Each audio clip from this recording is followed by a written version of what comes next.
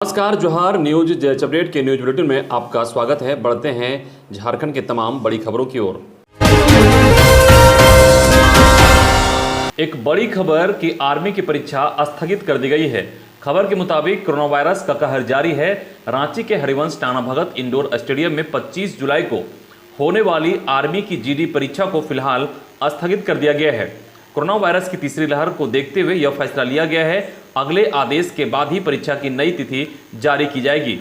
आपको बता दें कि कोरोना जहां लोगों की जिंदगी लील रहा है, वहीं इसने सब कुछ बर्बाद कर दिया है, चाहे वह व्यापार हो या शिक्षा या फिर युवाओं का भविष्य। कोरोना वायरस का सबसे ज्यादा असर युवा वर्ग पर पड़ रहा है।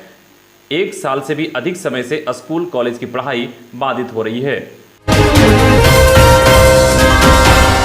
एक बड़ी खबर कि झारखंड में अब खत्म होगा वीकेंड लॉकडाउन। जमशेदपुर और रांची में कोरोना की गति थमने के बाद लॉकडाउन में सरकार दे सकती है बड़ी राहत। शनिवार को बैठक संभव। बता दें कि झारखंड में वर्तमान में कोरोना के केस काफी कम आ चुके हैं। लगातार कोरोना के केस में कमी आई है। जमशेदपुर और रांची में सबसे ज्यादा कोरोना के केस थे, जहां अब काफी कमी आ चुकी है।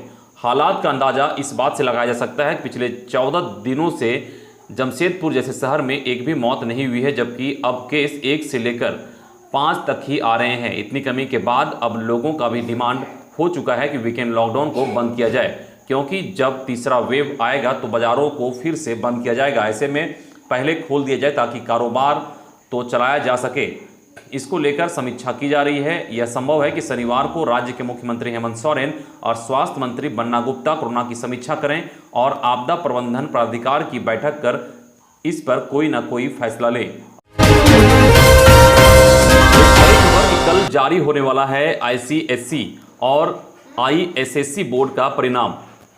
बता दें कि council for the Indian school certificate examination, Indian certificate of secondary education कक्षा 10वीं और इंडियन स्कूल सर्टिफिकेट कक्षा 12वीं का परिणाम कल दोपहर 3 बजे घोषित होगा।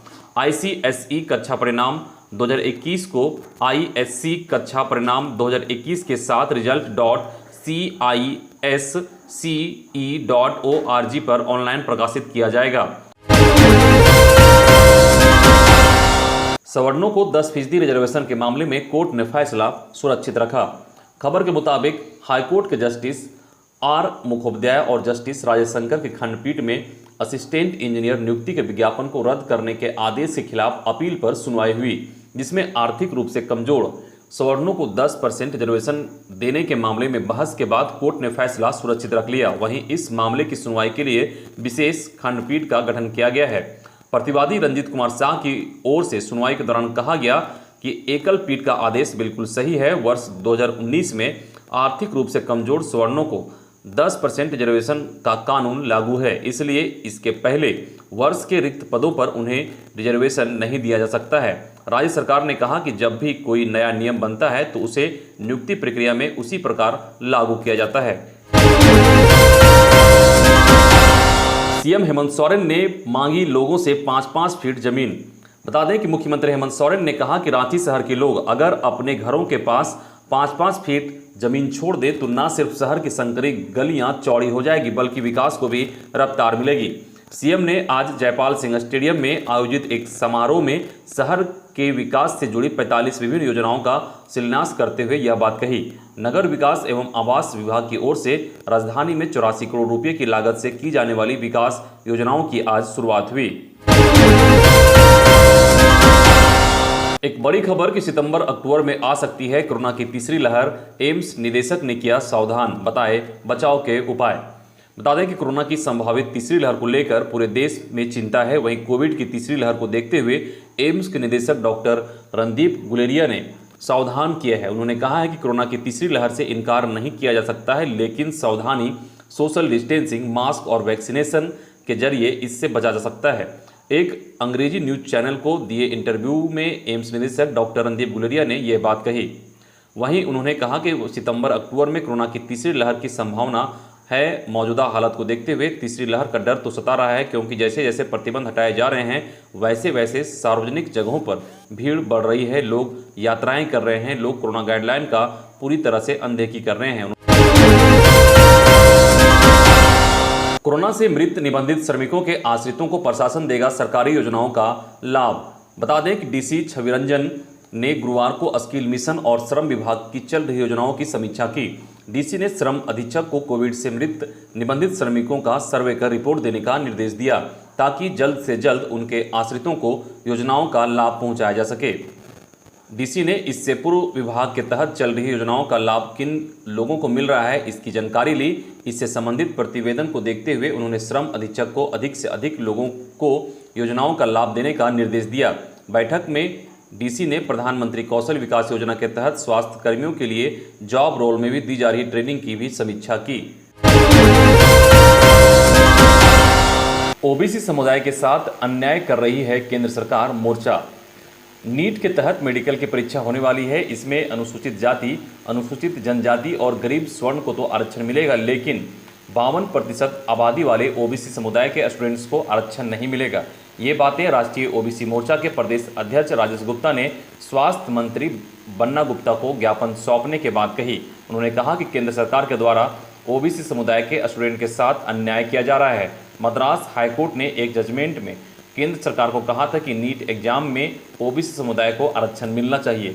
इसके बावजूद केंद्र सरकार ने बिना आरक्षण कोटा का निर्धारण किए नीट एग्जाम का डेट 12 सितंबर 2021 निकाल दिया है। ऐसी स्थिति में ओबीसी समुदाय का लगभग 11,000 सीटों को नुकसान होने वाला है। छात्रों के हंगामे के बाद परीक्षा समिति जागी। 28 जुलाई से होगी फार्मेसी की परीक्षा। राजकीय फार्मेसी कॉलेज के डिप्लोमा इन फार्मेसी के छात्रों का सब्र का बांध उस समय टूट गया जब 2 साल 3 महीने का कोर्स 4 साल में भी पूरा नहीं हुआ। परीक्षा नहीं होने से नाराज सेकेंड ईयर के छात्रों ने एग्जामिनेशन कमेटी के चेयरमैन जद्दूनाथ माड़ी के समक्ष जमकर हंगामा किया था। हंगामे के बाद परीक्षा समिति ने परीक्षा की तारीख की घोषणा कर दी है। Diploma in pharmacy second year की परीक्षा 28 जुलाई से शुरू होगी। ऑनलाइन मोड में आयोजित परीक्षा के लिए छात्रों को 3 घंटे में उत्तर देना है। साथ ही उत्तर पुस्तिका को भरकर पीडीएफ एग्जामिनेशन पोर्टल में अपलोड करना है। परीक्षा के दौरान केंद्र सरकार और राज्य सरकार की ओर से जारी कोविड-19 संबंधी दिशा निर्देशों का भी पालन करने का निर्देश दिया गया है। डिप्लोमा इन फार्मेसी कोर्स के लिए आयोजित सेकेंड ईयर की परीक्षा में 794 छात्र शामिल होंगे। राजकीय फार्मेसी कॉलेज बरियातू से निबंधित फार्मेसी के 13 कॉलेज के छात्र परीक्षा में शामिल होंगे।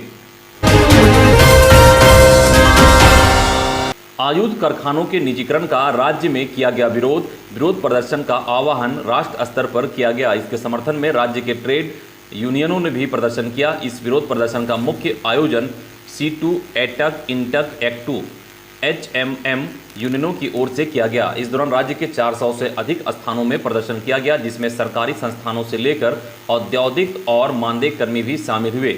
C2 महासचिव प्रकाश विप्लव ने बताया कि केंद्र सरकार की ओर से नागरिक रक्षा उत्पाद बनाने वाली कारखानों का निजीकरण किया जा रहा है। इसके लिए केंद्र सरकार ने प्रतिरक्षा सेवा अध्यादेश लागू किया है, जिसका देश भर में विरोध किया जा रहा है। आदित्यपुर पुलिस ने ब्राउन शुगर के साथ 7 युवकों को किया गिरफ्तार। इनमें से 6 रांची के।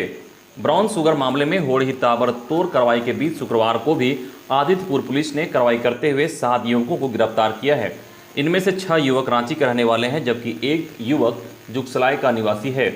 इन युवकों के पास से 93 पुड़िया ब्राउन शुगर जब्त किया गया है। इसका कुल वजन 9 किलोग्राम 57 ग्राम है। गिरफ्तार युवकों को जेल भेजने की कार्रवाई की जा रही है। वहीं सरायकेला SP आनंद प्रकाश ने इसकी जानकारी प्रेस विज्ञप्ति के द्वारा दी।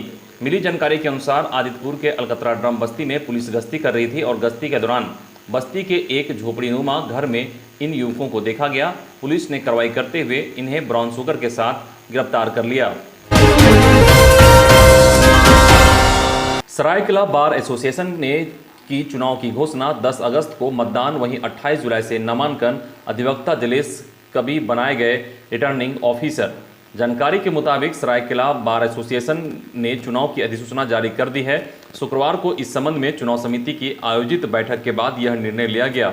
सरायकेला बार एसोसिएशन का चुनाव 10 अगस्त को रखा गया है और इसी दिन वोटों की गिनती होगी और चुनाव परिणाम की घोषणा कर दी जाएगी।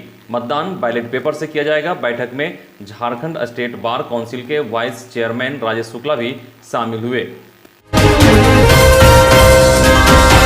तुलाहन विश्वविद्यालय के नए वित्त पदाधिकारी बने प्रवीण कुमार। राजभवन के आदेश पर नए वित्त पदाधिकारी की नियुक्ति विश्वविद्यालय में की गई। 30 जुलाई को प्रवीण कुमार के सर्टिफिकेट का वेरिफिकेशन कुलाहन विश्वविद्यालय प्रशासन की ओर से की जाएगी। गौरतलब है कि नए वित्त पदाधिकारी वर्तमान में प्रवीण कुमार झारखंड विद्युत विभाग में कार्यरत हैं। कुलाहन विश्वविद्यालय में वर्तमान में डॉक्टर पीके पानी वित्त पदाधिकारी के प्रभार पर हैं। भाजपा का हेमंत सरकार पर वार, कहा रघुवर सरकार की अच्छी योजनाएं बंद करवा दी। खबर के मुताबिक चक्रधरपुर भाजपा नगर कार्य समिति की बैठक शुक्रवार को दिल्ली 100 स्मृति भवन में हुई। बैठक में पार्टी संगठन को सशक्त बनाने पर जोर दिया गया। बैठक नगर अध्यक्ष राजेश गुप्ता की अध्यक्षता में संपन्न हुई। बैठक में नगर प्रभारी संजू पांडे ने कहा कि पार्टी को बूथ स्तर तक सशक्त बनाना होगा। वहीं महिला मोर्चा की पूर्व प्रदेश अध्यक्ष उषा पांडे ने वर्तमान सरकार पर प्रहार करते हुए कहा कि हेमंत सोरेन की सरकार प्रदेश की जनता को ठग कर सत्ता में काबिज हुई है।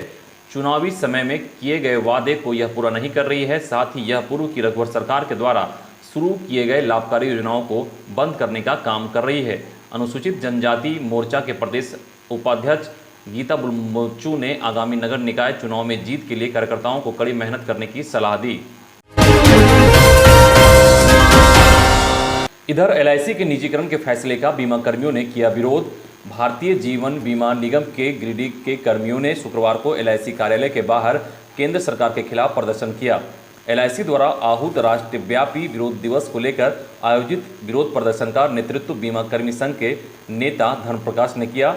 बैंकिंग सेक्टर के निजीकरण और एलआईसी के आईपीओ के माध्यम से शेयर मार्केट में सूचीबद्ध करने के फैसले के विरोध में बीमा कर्मियों ने मोदी सरकार के खिलाफ जमकर नारेबाजी की। फैसले को जनविरोधी बताया गया। प्रदर्शन में संजय शर्मा, विजय कुमार सहित कई कर्मी इस दौरान शामिल थे।